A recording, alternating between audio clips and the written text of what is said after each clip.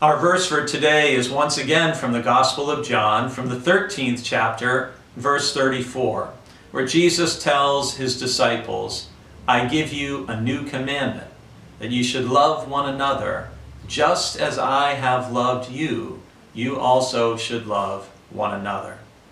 This is a very profound moment in the Gospel of John. It is now the last night of Jesus with his disciples before he's arrested and he endures his passion.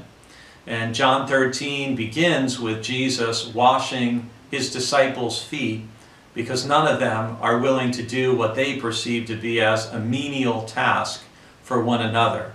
And so Jesus is the one, as the model servant leader, who gets up from the table, who takes a towel in the basin, and humbles himself like a servant and washes his disciples' feet. And after he has done this, and he's talking with the disciples about it, he's trying to stress to them that he has set the example that all of his followers are to emulate. We are to serve one another in love.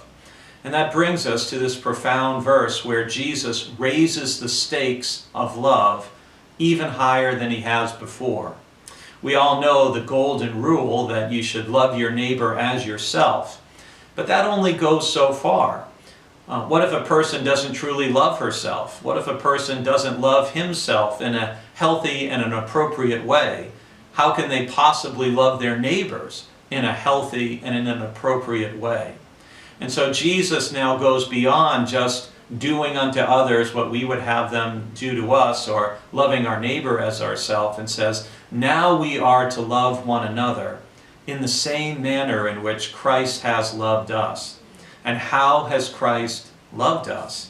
In a self-sacrificing, humble way, a pouring out of his life for the sake of others. And that's the life that Jesus calls us to as Christians.